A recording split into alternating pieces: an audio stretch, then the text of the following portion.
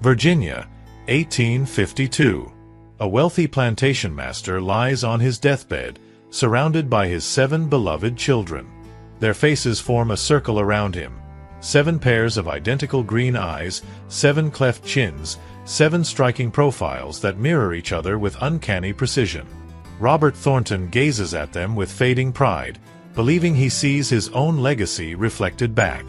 But down in the tobacco fields, a slave named Samuel pauses between the endless rows, staring toward the manor house on the hill where those same 7 faces, his faces, gather around a man who will die never knowing the truth.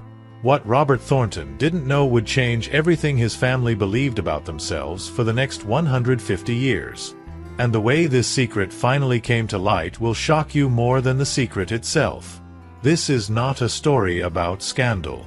This is about power, silence, and the dangerous architecture of denial that held together an entire society.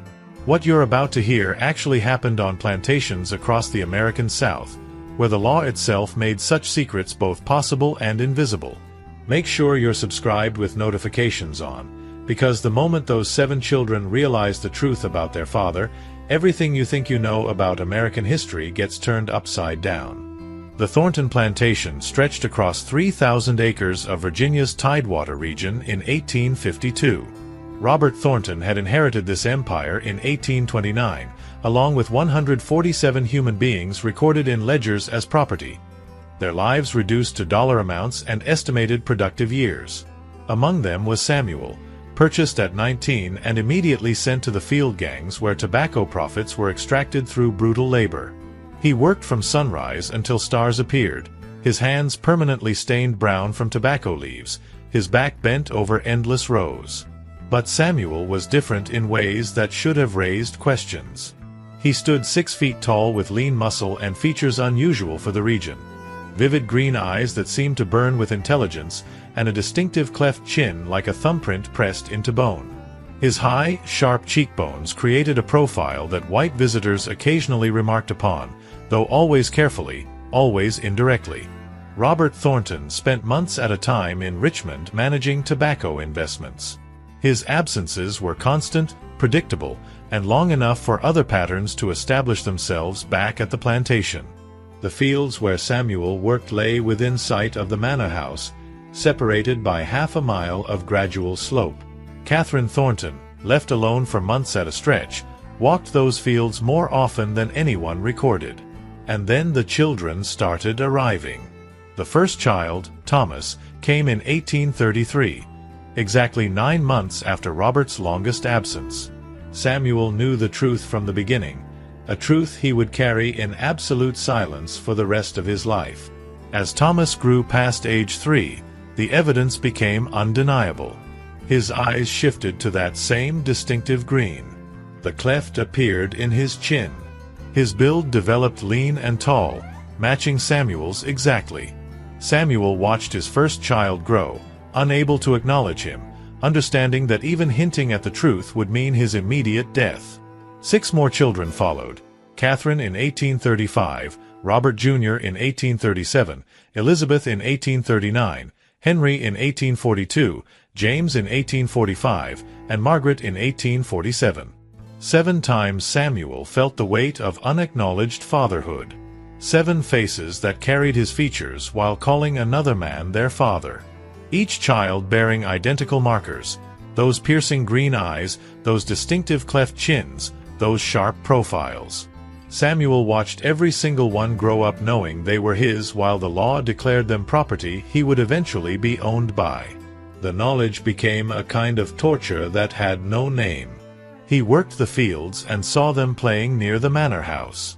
He heard their voices. He watched Thomas, his firstborn, grow tall and strong, developing the same movements, the same unconscious gestures Samuel himself possessed. And he said nothing, because speaking meant death. In the slave quarters, this reality existed as knowledge so dangerous that speaking it aloud could mean death not just for Samuel but for anyone who acknowledged it. Enslaved people watched young Thomas grow taller, noting how his profile matched Samuel's with photographic precision. They saw what everyone saw but no one with power would acknowledge. Old Ruth, who had lived through 3 generations on the plantation, sometimes caught Samuel's eye when the children were visible in the distance. She never spoke about what she saw, but her expression communicated understanding. She knew that he knew, and she knew the particular agony of watching your own children grow up as strangers. The legal framework making this possible had existed since 1662. Partus sequitur vent rem, the child follows the mother's condition. Children born to white mothers were white and free, regardless of their biological father. This meant Catherine's 7 children with Samuel would be legally white, positioned as Robert's heirs, entitled to inherit land and enslaved people, including their own biological father. Samuel understood this with crushing clarity. His own children would one day own him. Thomas was already learning plantation management, preparing to assume control of everything, including the man who had actually fathered him. Robert Thornton looked at his 7 children during his infrequent visits home and saw only his legacy. He planned their futures with meticulous care: university for the boys, advantageous marriages for the girls. He never once noticed they all looked exactly like the field slave whose labor generated the tobacco profits sustaining everything the Thornton family possessed. But Samuel noticed everything. He had to. By 1852, 19 years after the first child's birth, Samuel had been living with this secret for nearly half his life. 7 children. 7 faces that mirrored his own. 7 lives he had helped create but could never claim. The weight of that unacknowledged truth had become so familiar it felt permanent, inescapable, defining. But someone else had noticed too. And that person's silence would cost more than anyone could have imagined. Southern society in the 1840s didn't just tolerate lies, it required them. The entire system of slavery depended on fictions so elaborate that generations participated in collective delusion without ever admitting what they were doing. The planter aristocracy built its world on myths they insisted were natural law, that slavery was benevolent, that racial hierarchies were divinely ordained, that white women embodied purity beyond question. These myths required constant reinforcement through every aspect of daily life. In church sermons, in state laws, in plantation architecture itself. The manor house stood elevated with white columns visible for miles. Below sat the overseer's cottage. Further down, slave quarters formed 2 rows of rough cabins. The fields extended beyond, where wealth was extracted from soil and human suffering equally. Every inch reinforced a single message. Some people belonged at the top, others at the bottom, and the distance between them was natural and permanent. Robert Thornton believed this completely. He considered himself enlightened, providing adequate food, rarely using the whip, allowing garden plots. He genuinely believed these concessions made him benevolent rather than simply a man profiting from owning humans. But Robert's blindness wasn't willful, it was complete. When he looked at his children, his brain literally couldn't process information contradicting his fundamental worldview. The green eyes, the cleft chins, the sharp profiles, all existed in a space his mind refused to access. To acknowledge what he saw would require dismantling every belief giving his life meaning. Samuel, meanwhile, lived in a completely different reality. He saw everything because he had no choice but to see. Every time he glimpsed the children from a distance, every time he heard their names called, every time he worked near where they played, he experienced the dual consciousness of knowing they were his while being required to treat them as his master's children and, eventually, as his own master's. The psychological weight was almost unbearable. He knew Thomas was his son, knew it the way any father knows his child, through recognition existing in his bones. He counted them. 7. 7 children. 7 lives he had helped create. 7 faces proving his fatherhood to anyone willing to look.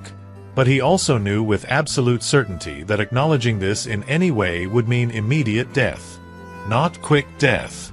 Enslaved men accused of inappropriate connection to white women faced torture designed as public warning. He would be made an example of, slow, brutal, witnessed by every enslaved person on the plantation to ensure they understood the consequences. So Samuel maintained perfect silence. He worked with eyes down. He responded to orders with deferential compliance. He performed the role of invisible property so completely that white observers saw exactly what they expected: a field slave, nothing more. But inside that silence lived truth that grew heavier each year. By 1840, he watched 3 of his children grow simultaneously. By 1845, it was 6. By 1847, all 7 existed, walking, talking, living lives of privilege while he remained enslaved. Old Ruth understood the particular agony Samuel carried, though even between them it was never spoken aloud. Some truths were too dangerous for words even in the slave quarters. This pattern repeated on plantations throughout the South. Thomas Jefferson and Sally Hemings followed similar script. Hemings knew her children were Jeffersons. Jefferson almost certainly knew. The enslaved community at Monticello knew. But official story denied it for 2 centuries until DNA evidence made denial impossible. What made the Thornton situation different was its reversal. Catherine was white and free, Samuel was enslaved. The relationship required unusual circumstances: isolation, extended master absence, and Catherine's willingness to cross a line white Southern society considered absolutely forbidden. Samuel never fully understood how or why it had begun. He knew only that it had happened, resulted in 7 children, and he would spend the rest of his life carrying the knowledge in silence while pretending ignorance. Catherine moved through these years maintaining composure so perfect it seemed almost inhuman. She managed her household, attended church, hosted social gatherings. And she never, by word or gesture, acknowledged the truth 7 children announced to anyone willing to see. By 1851, as Robert's health began failing, Samuel had been carrying this knowledge for 18 years. 18 years of watching his children grow. 18 years of knowing the oldest, Thomas, would soon inherit him as property, that his own son would legally own him. The system didn't just permit such situations, it required them. Because acknowledging truth would mean admitting racial categories were artificial, that white supremacy was a lie, that the entire brutal apparatus rested on fictions everyone agreed to treat as real. And Samuel's knowledge, the truth he carried in silence, was about to be tested in ways that would change everything. By 1851, the resemblance had become impossible to ignore, yet somehow, Robert Thornton still didn't see it. Thomas had grown into a striking young man of 18, standing 6 feet tall with the lean, muscular build of an athlete. His green eyes possessed an intensity that drew attention the moment he entered a room. The cleft in his chin gave his face a distinctive character that people remembered long after meeting him. When he walked, he moved with a particular grace and economy of motion that suggested both confidence and power. Robert looked at his eldest son with profound satisfaction. He saw intelligence, natural authority, the qualities necessary to manage a large plantation and sustain the family's position among Virginia's elite. He had already arranged for Thomas to attend the College of William and Mary, where he would study law before returning to assume control of the estate. What Robert didn't see, what his mind refused to process, was that every single one of these qualities existed in identical form in Samuel, the field slave who worked the tobacco rows visible from the manor house windows. The other 6 children presented the same pattern in different variations. Catherine at 16 moved with her mother's grace but possessed her biological father's distinctive hands, long-fingered, with that particular shape to the knuckles that made them unmistakable. Robert Jr. at 14 was already showing signs of matching his brother's height. Elizabeth at 12, Henry at 9, James at 6, and 4-year-old Margaret all carried the same template. Green eyes, sharp cheekbones, that bone structure that announced their parentage to anyone willing to see. 7 children, ages 4 to 18. 7 faces that told a story the official records would never acknowledge. Share this with someone who needs to understand these hidden truths, because what happens when those children finally learned who their real father was will shake you to your core. But here's what made the situation even more complex. The resemblance wasn't subtle or ambiguous. It was photographic in its precision. When Thomas and Samuel appeared in the same space, which happened regularly during field inspections, their similarity was so obvious it seemed impossible that anyone could fail to notice. Their profiles aligned with perfect precision. Their builds matched exactly. When they performed similar tasks, lifting, carrying, walking, even their smallest gestures replicated each other with eerie accuracy. The enslaved community navigated this dangerous knowledge with the practiced caution of people who understood that survival depended on knowing what must never be spoken aloud. They had watched this situation develop over 18 years, had seen each child arrive carrying Samuel's unmistakable features, had observed the performances of denial that everyone with power participated in. But knowledge existed nonetheless. It lived in the glances exchanged when Robert Jr. walked past the fields, their identical stride impossible to ignore. It lived in whispered conversations after dark in cabin spaces where no white ears could hear. It lived in the collective understanding of people who had learned to observe everything because reading the smallest signs correctly often meant the difference between life and death. Samuel maintained deliberate distance from the children whenever circumstances allowed. He understood with perfect clarity that proximity meant death, his own, swift and brutal. In a society where enslaved men faced lynching for merely looking at white women in ways deemed inappropriate, for making any gesture that could be interpreted as challenging white authority, the slightest suggestion of connection to a master's children guaranteed a violent end. He kept his eyes down when they appeared. He spoke only when directly addressed. He never, under any circumstances, allowed himself to be alone near them. The performance of invisibility had become so practiced it appeared natural, automatic, the unconscious behavior of a man who had internalized every rule of the system that owned him. But the overseer Crawford had noticed the resemblance, and that noticing had curdled into something dangerous. Crawford was a poor white man whose entire identity depended on the racial hierarchy that placed him above enslaved people but far below the planter aristocracy. He possessed authority over enslaved workers but would never belong to the world of manor houses and inherited wealth. His position was precarious, maintained only through his usefulness to men like Robert Thornton. The similarity between Samuel and the Thornton children fed Crawford's dual resentment. Resentment of the wealthy master whose casual authority Crawford could never attain despite sharing his race, and resentment of the enslaved man whose very appearance suggested violations of the racial order that propped up Crawford's own fragile status. But Crawford said nothing, because naming what he saw would shatter the illusions sustaining the entire system, including his position within it. Catherine Thornton maintained perfect outward composure through all of this. She managed her household with practiced efficiency, attended church regularly, hosted social gatherings for neighboring families, and preserved the dignified facade her station required. Whatever thoughts moved through her mind remained invisible behind the composed expression she had perfected over 18 years of maintaining an impossible secret. By 1851, 7 children carried Samuel's blood while calling another man father. And the weight of that unspoken truth was about to become unbearable in ways no one anticipated. Robert Thornton's health began failing in early 1851, and with his decline came an obsession that would have consequences no one could predict. The symptoms started subtly: shortness of breath after climbing stairs, swelling in his ankles by evening, difficulty sleeping unless propped upright with multiple pillows. He dismissed these signs initially, attributing them to the natural effects of age and the stress of managing vast business interests across Virginia. But the condition progressed with alarming speed. By summer, he couldn't make the journey to Richmond without stopping every few miles to rest. His face took on a grayish pallor that made him look a decade older than his 53 years. His breathing became labored even while sitting completely still, each inhale a visible struggle. The family physician, summoned from town, examined him with grave concern and delivered his diagnosis in Catherine's presence.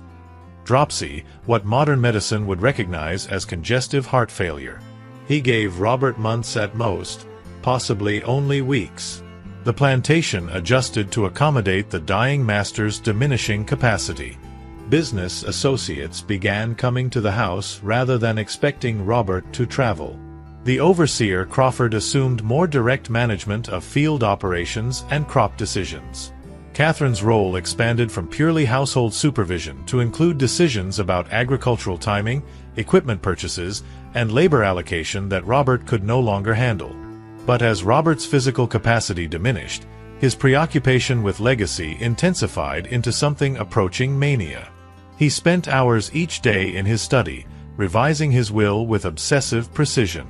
The document grew to 17 pages of carefully written instructions detailing exactly how his estate should be divided, which enslaved people would go to which children, how the land should be managed to preserve Thornton family wealth and status for generations to come. Thomas would inherit the bulk of everything: the manor house, 2,000 acres of the most productive tobacco land, and 89 enslaved people whose names Robert listed individually with their estimated values. Among those names appeared Samuel, Negro male, age 42, field work, valued at $900. Robert never considered the bitter irony embedded in this arrangement. With a few pen strokes, he was legally transferring Samuel to Thomas, effectively giving a father to his own son as property. In Robert's mind, the logic seemed perfectly sound. Samuel had always worked the most productive tobacco sections, and Thomas would need experienced field workers as he assumed plantation management. The biological reality never entered his consideration because his worldview had no framework to accommodate such a possibility. The other children would receive substantial cash bequests and shares in Richmond commercial ventures. Catherine would retain the right to live in the manor house for life with adequate income drawn from the estate's profits. Everything had been planned with meticulous care to ensure the Thornton legacy would continue exactly as Robert envisioned. By autumn, Robert could no longer leave his bed except for brief, painful periods when servants lifted him to a chair near the window. The 7 children took turns sitting with him, reading aloud from books he had loved, updating him on plantation affairs, providing the comfort of their presence as he faded. He looked at their faces gathered around his bed, those distinctive green eyes all focused on him, those cleft chins, those sharp profiles, and saw only his immortality, his legacy, the continuation of everything he had built. Pride swelled in his failing chest. These children would carry the Thornton name forward. They would maintain the family's position. They would remember him as a man who had fulfilled every duty his station required. Down in the fields, Samuel's existence had become increasingly complicated. At 41 years old, having spent 22 years working Thornton tobacco, he occupied a strange position in the plantation's social structure. Other enslaved people had begun treating him with a careful wariness that hadn't existed before. His biological connection to the master's family, though never openly acknowledged, created tensions that manifested in subtle ways. People choosing not to work beside him in the fields, conversations that stopped when he approached, a social isolation that left him belonging fully to neither the world of the manor house nor the community of the quarters. Old Ruth, who had lived through 3 generations of Thornton ownership, watched these dynamics unfold with grim recognition. She had seen this pattern before on other plantations. Children born carrying forbidden bloodlines, enslaved men becoming living secrets, families built on foundations of deliberate blindness. She knew exactly how such situations ended, with silence maintained until everyone involved was dead and buried, truth sealed in graves no one would mark or remember. The white community surrounding the Thornton plantation maintained its own form of complicit silence. Neighboring plantation families came to visit dying Robert, bringing food and offering prayers according to the rituals of Southern hospitality. Some surely noticed the striking resemblance between the Thornton children and the tall field slave occasionally visible working tobacco rows near the main road. But Southern social codes demanded that such observations remain forever unspoken. To acknowledge what they saw would threaten the entire structure of beliefs justifying their own participation in the system. By winter, Robert drifted in and out of consciousness, his moments of lucidity growing shorter and more confused. The doctor administered increasing doses of laudanum for pain, creating a dreamlike state where past and present seemed to blend together in his failing mind. In his final clear moment, he called for Thomas. He gripped his son's hand with surprising strength and whispered instructions about the spring planting, about negotiations with Richmond tobacco merchants, about maintaining the family's position no matter what challenges came. His last words were about legacy, about duty, about preserving everything he had built. He never once suspected that the hand holding his belonged to another man's son. Robert Thornton died on February 3, 1852, taking his blindness to the grave. The funeral 3 days later drew plantation families and business associates from across the Tidewater region. The Methodist minister delivered a sermon praising Robert's stewardship, his devotion to family, his position as a pillar of the community. The eulogy painted him as a man who had fulfilled every duty expected of his station, who had built prosperity through careful management, who left behind a secured legacy through his children's futures. Samuel stood at the back of the crowd of enslaved people required to attend their master's burial, watching in silence. The flag-draped coffin. The weeping family in black mourning clothes. The grave dug in the family plot on the hill overlooking fields he had worked for 23 years. He felt nothing he could have named safely or expressed without consequences. The man being buried had owned him, possessed absolute power over every aspect of his existence, never once recognized the children they shared.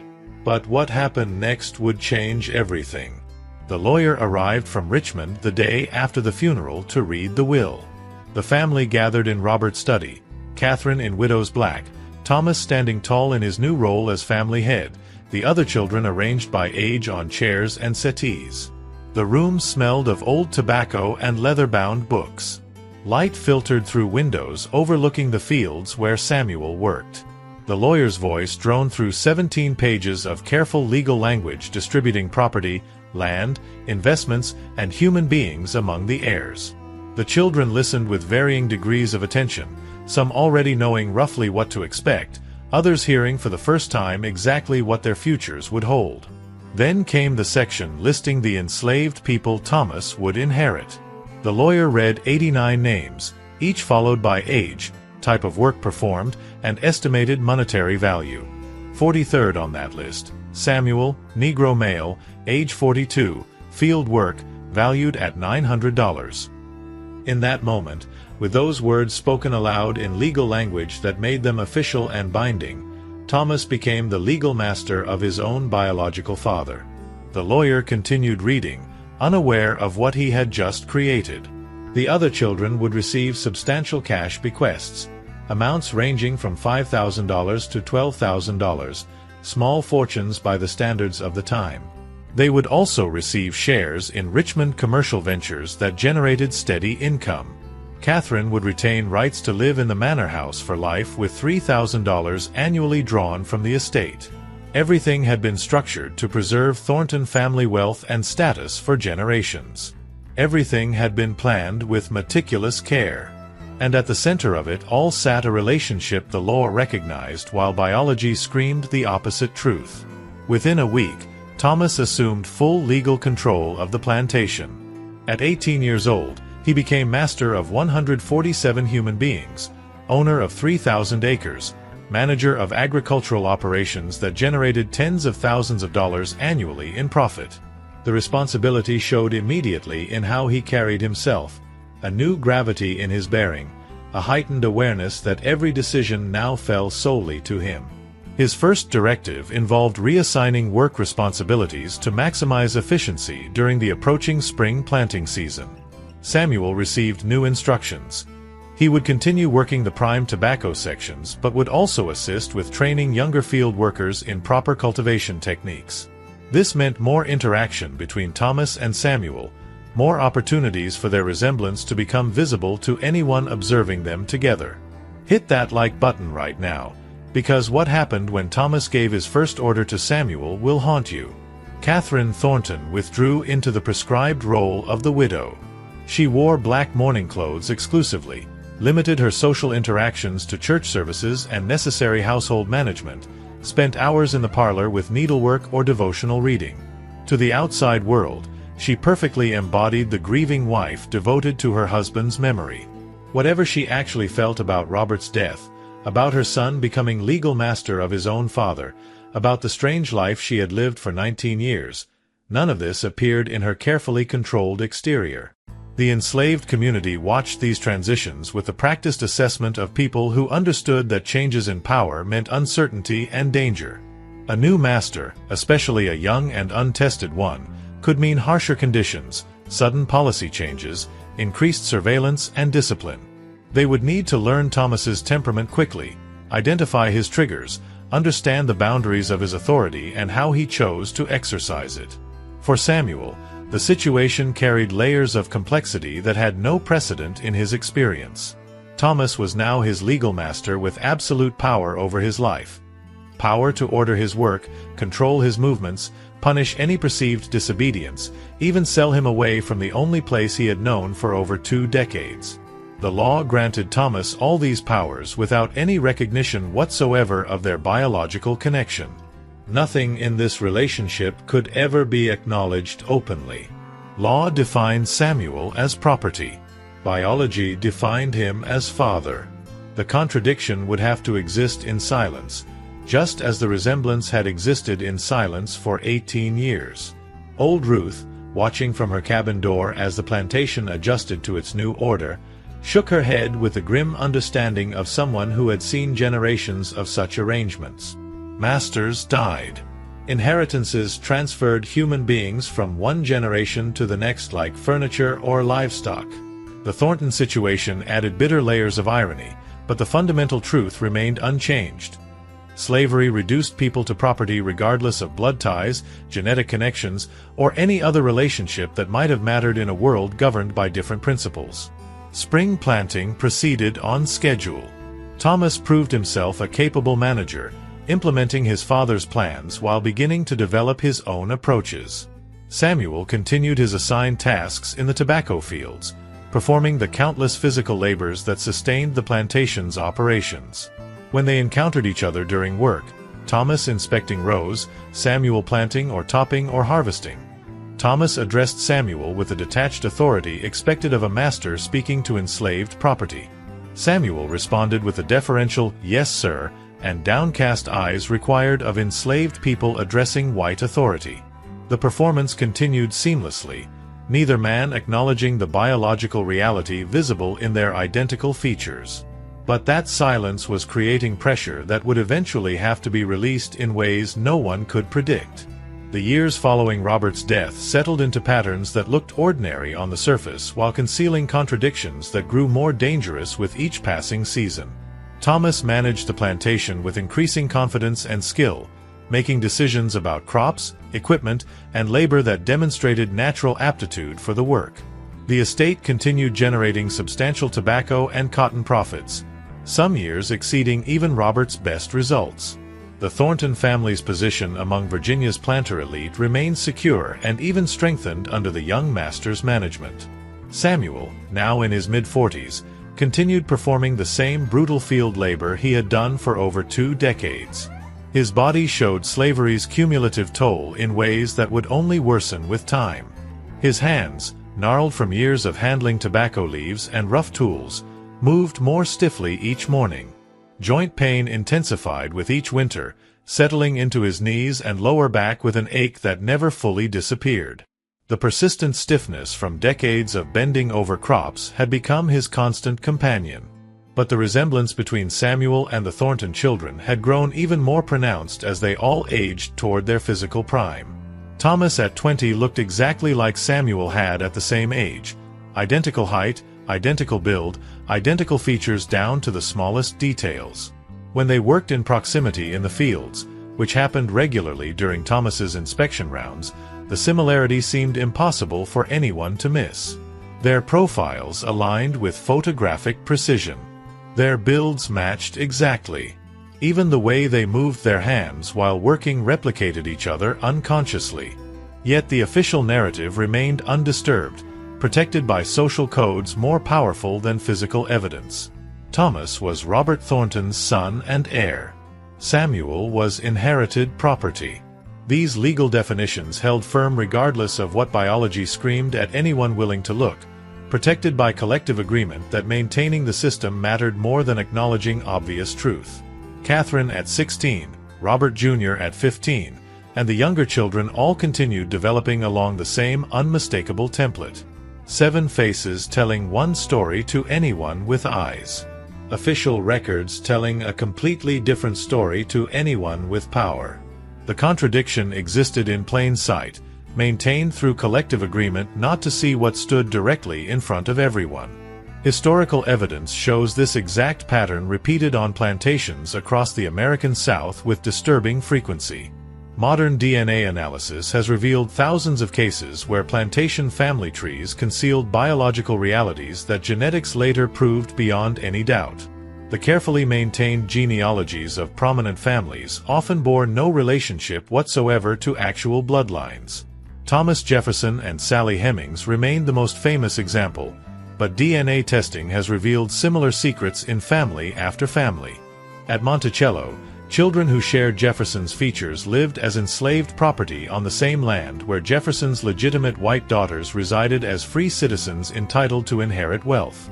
On the Thornton plantation, these contradictions took devastatingly specific form in the relationship between Thomas and Samuel. As master, Thomas held absolute authority that the law protected without limitation.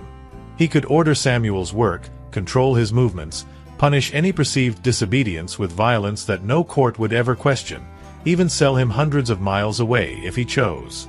The law granted Thomas all these powers without recognizing even the possibility of their biological connection. Samuel navigated this reality with a disciplined caution he had practiced for years, but the psychological toll was becoming visible to those who knew how to look.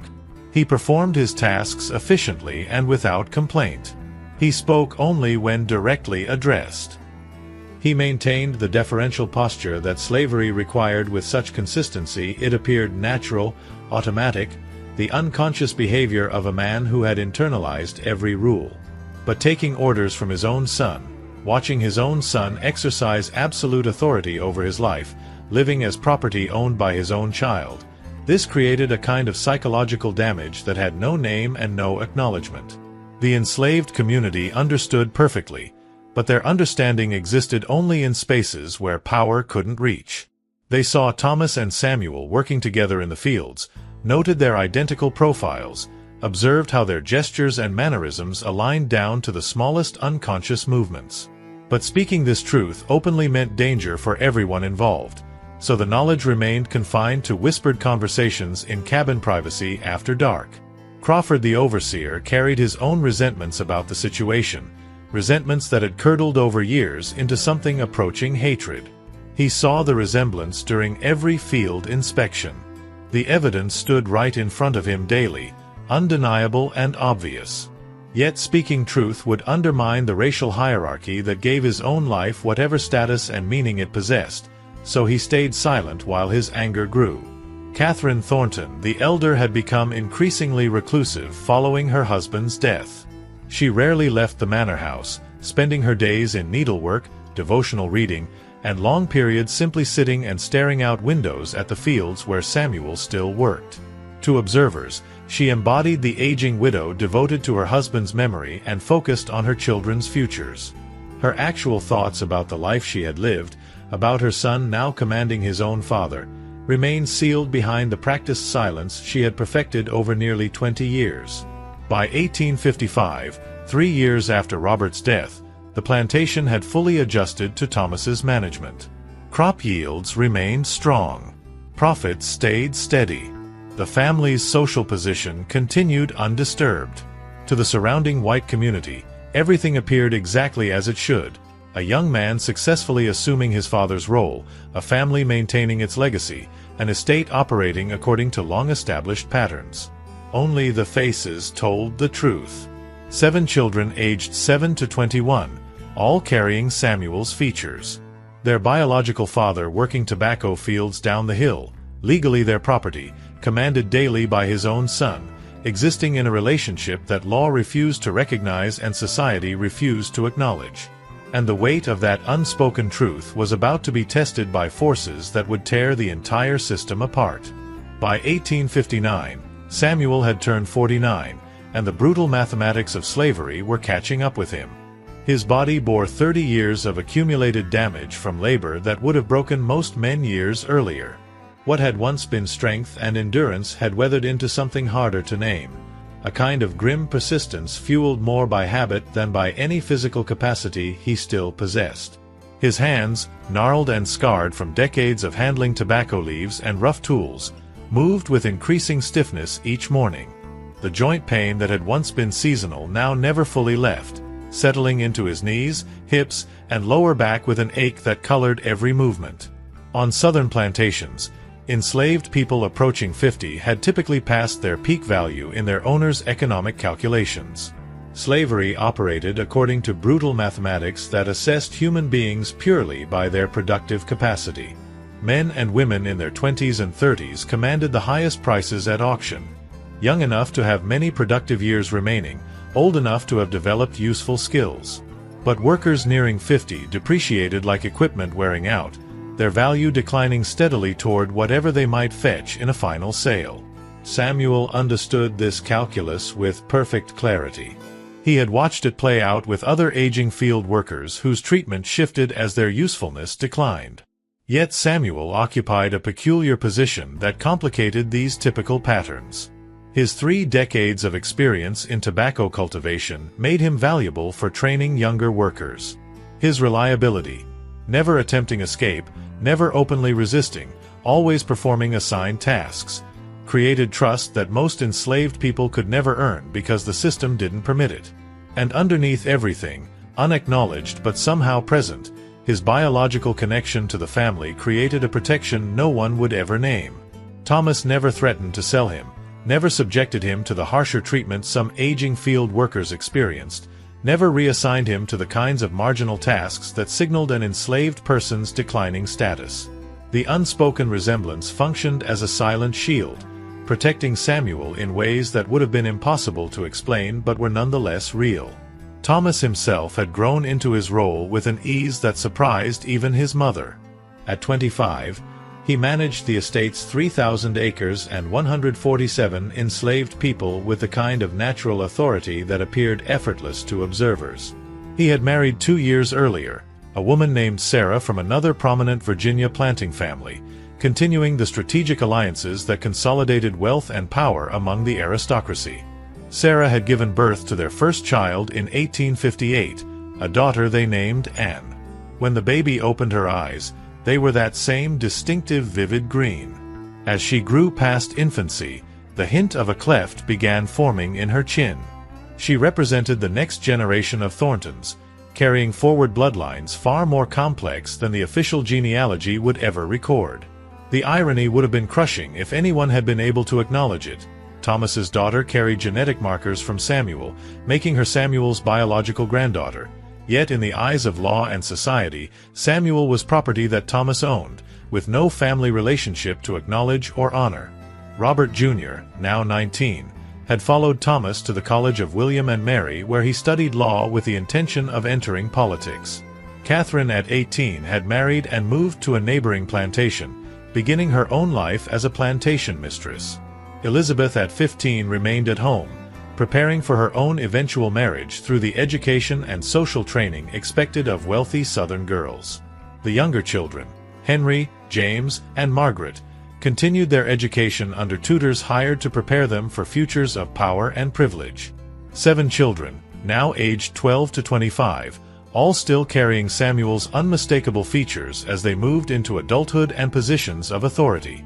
Their lives had diverged along paths determined entirely by their legal status as white, free, and wealthy, while their biological father remained enslaved, working the tobacco fields owned by his own son, his existence defined entirely by his status as property.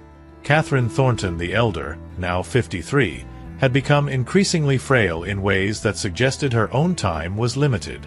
She rarely left her rooms, attended by enslaved women who brought meals, managed her clothing, and provided companionship in the isolating role prescribed for widowed Southern ladies. Whether she reflected on the life she had lived, the children she had raised, the truths that had remained unspoken for 26 years, none of this appeared in any record she left behind. The enslaved community on the plantation had grown to 161 people by 1859, with births outpacing deaths and a few strategic purchases Thomas had made to expand the workforce. New arrivals quickly learned the plantation's unspoken rules and hidden dynamics through informal networks that existed entirely outside white awareness. The peculiar status of Samuel, his age, his connection to the family that no one named but everyone understood, became part of the knowledge passed through whispered explanations offered in cabin privacy after dark. Old Ruth, now in her 70s and long past any expectation of field work, had become the unofficial keeper of the plantation's hidden memory. She could recite genealogies going back 3 generations, could remember which children had been sold away and when, could identify family connections that official records deliberately obscured or ignored entirely. When younger enslaved people asked questions about Samuel and the Thornton children, questions they would never dare ask within earshot of any white person, Ruth answered with careful indirection that conveyed truth through implication rather than direct statement. By late 1859, political tensions between North and South had intensified toward breaking point in ways that would soon make everything else seem insignificant. Debates over slavery's expansion into new territories, moral arguments about the institution itself, economic conflicts between industrial and agricultural regions, all these forces pressed toward confrontation that everyone could feel approaching but no one could prevent. On the Thornton plantation, white families grew increasingly defensive about their way of life while the enslaved community whispered constantly about rumors of war and the possibility, remote, unlikely, but somehow present, of freedom. Samuel heard these whispers while working the fields, his aging body moving through motions it had performed for 3 decades. He understood that forces larger than any individual plantation were building toward something that might change everything. But he also understood that speculation about the future meant danger in the present. Enslaved people caught discussing rebellion or even just freedom faced brutal punishment. So he listened more than he spoke, absorbing information while offering little, waiting to see what would unfold while understanding that at 49, with a body already broken by decades of labor, whatever future might come would likely arrive too late for him. Abraham Lincoln's election in November 1860 didn't just send shockwaves through Virginia's planter aristocracy, it triggered a chain of events that would destroy the world the Thorntons had known. Lincoln's opposition to slavery's expansion threatened the economic foundation that Southern wealth depended upon entirely. Without new slave states to balance free states in Congress, without new territories where the system could expand, the planter class understood their power would inevitably decline. Virginia seceded in April 1861, and almost immediately, the Thornton plantation found itself in a war zone as Union and Confederate forces clashed across the state. Thomas enlisted in the Confederate Army within days of secession, believing with absolute conviction that he fought to defend his home, his property rights, and the entire social order that had defined his existence.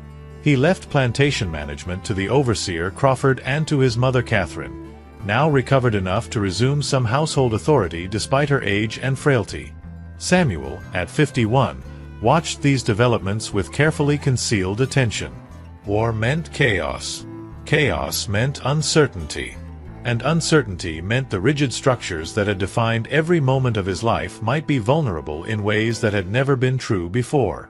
The enslaved community whispered constantly about Union troop movements, about plantations that had been liberated as Union forces moved through, about enslaved people who had successfully escaped to freedom behind Union lines.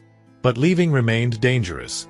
Virginia remained firmly in Confederate control through most of the war, and recaptured runaways faced punishments so savage they were designed to terrorize anyone who might consider escape. The war ground on through 1862, 1863, and into 1864 with brutality that shocked even those who had anticipated conflict. The Thornton plantation's operations became increasingly disrupted as Confederate forces requisitioned supplies. Union raids threatened constantly. Several younger enslaved men disappeared during the night, presumably heading toward Union lines. Crawford responded with heightened surveillance and harsher discipline. Then in 1863, news reached the plantation about Lincoln's Emancipation Proclamation. The proclamation technically freed enslaved people in Confederate-held territories, though enforcement remained impossible until Union forces actually controlled those areas. But the announcement changed everything psychologically. Freedom had transformed from impossible fantasy to official Union policy. Samuel continued his work in the fields with outward compliance while internally processing what these changes might mean. He was 53 years old, his body worn from decades of brutal labor. Even if freedom came, what future existed for an aging man whose entire life had been defined by slavery? Yet despite all the practical obstacles, the possibility stirred something he had spent 3 decades suppressing: hope. April 1865 brought the end of everything the Thornton family had built across generations. Confederate surrender came suddenly after years of grinding warfare. Union troops moved through Virginia in force, officially enforcing emancipation. On the Thornton plantation, a Union officer gathered all enslaved people and announced they were now free, no longer property, able to leave or negotiate wages if they chose to stay. Samuel stood among the crowd of newly freed people, listening to words that seemed impossible. Free. After 55 years of life, 36 of them spent in slavery on the Thornton plantation. He was free. The magnitude was too vast to comprehend immediately. Thomas returned from the war defeated, wounded, and impoverished. The Confederacy's collapse had destroyed the economic system his wealth depended upon. The plantation remained as physical property, but without enslaved labor it couldn't operate profitably. His world had shattered. In the chaos of Reconstruction, Samuel made a decision that would echo through generations. He chose to leave the Thornton plantation, to walk away from the only place he had known for 36 years. He had no clear destination, no resources, no plan beyond putting distance between himself and the site of his bondage. Before leaving, he stood one final time at the edge of the tobacco fields, looking up at the manor house where 7 people lived who carried his blood but would never acknowledge it. Thomas stood on the porch, watching the exodus of formerly enslaved people with bitter resignation. For a moment, their eyes met across the distance. Neither spoke. What could be said that hadn't been communicated through 36 years of silence? Thomas saw the man who had been his property, who his father had owned. Samuel saw his son, his former master, the embodiment of everything the law had forced him to accept as natural. Then Samuel turned and walked away, joining the stream of freed people heading toward uncertain futures. He never returned. He never saw Thomas again. He never met his other children or his grandchildren. Historical records show he settled in a freedmen's community about 40 miles away, working as a laborer until his death in 1871 at age 61. He left no written account, no testimony about the children he had fathered, no official acknowledgement of the truth everyone had known but no one had spoken. Thomas Thornton's struggle through Reconstruction was a slow-motion collapse of everything he had believed his birthright. Without enslaved labor, he tried hiring former slaves as wage workers, but he could barely afford to pay them from the plantation's dwindling profits. The tobacco market had collapsed during the war and recovered only slowly. Equipment had deteriorated from years of inadequate maintenance. The infrastructure of wealth his father and grandfather had built evaporated within a decade. He lived until 1897, dying at 63, and he went to his grave never having acknowledged the biological reality of his parentage. His death certificate listed Robert Thornton as his father. His obituary in the Richmond newspaper praised him as a son who had honorably attempted to preserve his family's legacy through impossible circumstances. Nothing in any official record suggested any complication in his lineage. But here's where the story takes a turn that even Samuel couldn't have predicted. His siblings followed similar paths, living out their lives with the secret sealed as firmly as if it had never existed.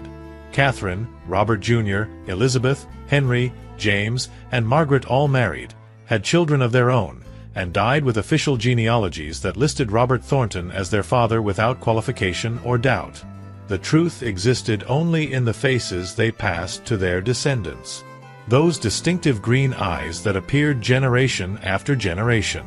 Those cleft chins that marked grandchildren and great-grandchildren. Features that didn't match the Thornton family photographs carefully preserved in albums, but matched perfectly the scattered descriptions of Samuel that existed in plantation records and Freedmen's Bureau documents. Catherine Thornton the elder died in 1869, and whatever knowledge she possessed went with her into silence that would last more than a century. She left no diary, no letters discussing her relationship with Samuel, no deathbed confession or explanation. She had lived according to the codes her society demanded and died without violating them even in her final moments. The Thornton plantation itself gradually declined through the late 19th century. Pieces were sold off to pay debts. The manor house deteriorated from lack of maintenance funds. By 1923, the structure had become so dilapidated it was demolished rather than repaired. The slave quarters had rotted away decades earlier. The land that had sustained the family's wealth for 3 generations became indistinguishable from surrounding farms. For most of the 20th century, the secret remained buried with everyone who had known it firsthand. The Thornton descendants lived their lives as white Southerners with distinguished ancestry, never questioning the official family tree that hung framed in living rooms and appeared in genealogy books. But genetics don't lie the way official records can. In the late 20th century, as genealogical research became more sophisticated and DNA testing became accessible to the general public, Thornton descendants began making discoveries that shattered comfortable family myths. Multiple family lines showed genetic markers that didn't match the official Thornton genealogy but did match perfectly with African American descendants of the plantation's enslaved community. The DNA evidence was unambiguous and undeniable. It proved what the faces had been showing for 5 generations. Robert Thornton had not fathered his 7 children. Some descendants accepted these findings and began researching the real story behind their ancestry with determination that bordered on obsession. They found references to Samuel in plantation records, the purchase document from 1829 listing him at age 19, work assignments showing him as field laborer in tobacco cultivation, his listing in Robert Thornton's will as property valued at $900. They found his name in Freedmen's Bureau records documenting his life after emancipation. They traced his movements to the freedmen's community where he died in 1871. They looked at old family photographs with new eyes, seeing features that had been hiding in plain sight for over a century. The green eyes that appeared in photo after photo. The cleft chins visible even in faded 19th century portraits. The bone structure that didn't match Robert Thornton but matched exactly the sparse descriptions of Samuel preserved in historical documents. But other descendants refused to accept the genetic evidence with a vehemence that revealed how much was at stake. They insisted the official genealogy must be correct, that DNA tests must somehow be flawed, that family honor required maintaining the traditional narrative regardless of what science proved. The same psychological forces that had maintained silence during slavery, the need to preserve social status, the investment in racial hierarchy, the inability to accept truths that challenged comfortable self-concepts, continued operating more than a century after the system that created them had ended. The Thornton family story represents thousands of similar cases across the American South that modern genetic research continues revealing. The extent to which official genealogies concealed biological realities is only now becoming fully apparent. The extent to which the legal fictions of slavery created family trees bearing no relationship to actual bloodlines is staggering in its scope. The contradiction that defined the Thornton children's lives, legally the offspring of Robert Thornton, biologically the children of Samuel, was neither unique nor particularly rare. It was a pattern woven throughout the fabric of Southern plantation society, visible to everyone yet acknowledged by no one, maintained through collective agreement that preserving the system mattered more than honoring any form of truth. The story of Samuel and the 7 Thornton children forces us to confront uncomfortable truths about how power determines not just who can speak, but what can be officially known. Samuel lived 55 years knowing he had fathered 7 children he could never claim. He watched them grow up calling another man father. He took orders from his own son. He existed as property rather than parent, his humanity systematically denied by law while his biology was undeniable to anyone willing to see. He died in 1871 without ever publicly acknowledging the truth, without leaving testimony, without seeing any form of justice or recognition. Think about what that means for a moment. 36 years of living with that knowledge. 36 years of watching your children from a distance you could never cross. 36 years of silence about the most fundamental relationship human beings can have. Robert Thornton died in 1852, never knowing that the 7 children he believed carried his legacy actually carried the bloodline of the field slave he owned. His blindness wasn't innocent ignorance. It was willful denial, the kind of seeing without acknowledging that the entire system of slavery required and rewarded. He went to his grave believing a fiction that everyone around him had agreed to sustain, and that fiction shaped his children's lives in ways he never understood. The 7 children lived their entire lives in the impossible space between these two truths. They were legally the offspring of Robert Thornton, entitled to inherit wealth, land, and enslaved people, including their own biological father. They were biologically the children of Samuel, an enslaved field worker who possessed no legal rights whatsoever. That contradiction defined them whether they consciously acknowledged it or not. It shaped their existence through forces they inherited but didn't choose. They enjoyed the privileges of whiteness, wealth, and freedom while their actual father remained enslaved, owned by his own son, working the fields that generated their prosperity until Union soldiers finally declared him free at age 55. Their story remained hidden for generations, buried under layers of official silence that seemed permanent and impenetrable. It emerged finally not through confession or documentation, but through the patient work of descendants willing to face uncomfortable truths and through genetic science that made denial impossible. DNA doesn't care about social conventions or legal fictions or family honor. It tells the truth whether that truth is convenient or devastating. The Thornton case stands as testimony to realities that the official history of American slavery worked constantly and systematically to erase. That enslaved people were fully human with all the complexity, intelligence, and emotional depth that phrase implies. That they formed families and bonds the system refused to recognize but couldn't actually destroy.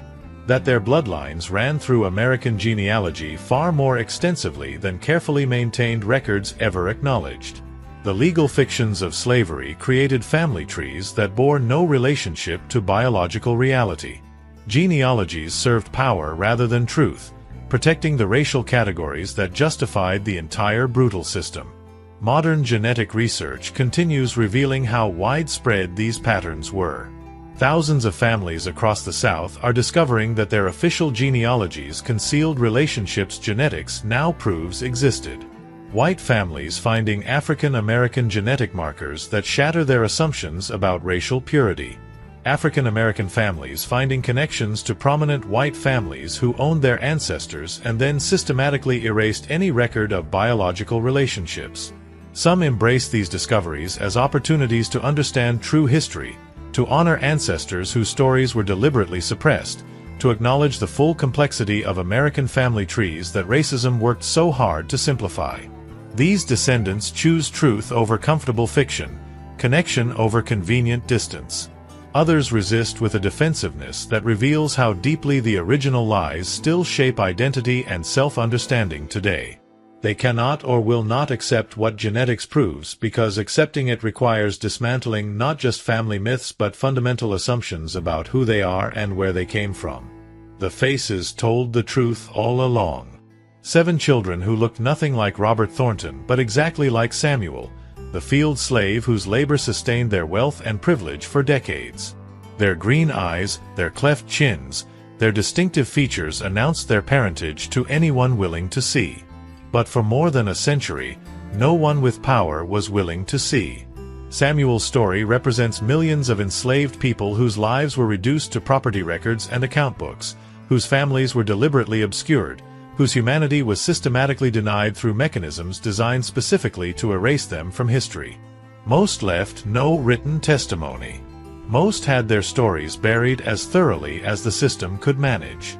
Most disappeared from the historical record as if they had never existed beyond their economic value. Samuel at least left something behind, though it took genetics and determined descendants more than a century to bring it to light. His bloodline continued through 7 children and all their descendants, carrying his features forward through generations that never knew his name. The 7 Thornton children, their descendants, and the descendants of Samuel all carry forward a legacy more complex than official records ever acknowledged. They embody the truth that slavery violated every principle of family, dignity, and human recognition in ways that still echo through the present. That power determined whose children could be claimed and whose had to be denied. That law and custom could declare relationships non-existent while biology proved otherwise with evidence that couldn't be permanently hidden. This story isn't about the past. It's about how the past lives in the present, how silences maintained generations ago continue shaping lives today, how truth eventually emerges no matter how deeply buried. The faces always told the story. The DNA always carried the evidence. It just took more than a century for anyone to officially listen. And now you know what Robert Thornton died never knowing, that the 7 faces surrounding his deathbed, all looking at him with identical green eyes, all bearing that distinctive cleft chin, were never his children at all. They belonged to the man working in the fields below, the man he owned, the man whose name appeared in his will as property valued at $900, the man whose truth was written in every face Robert Thornton looked at with pride but never truly saw.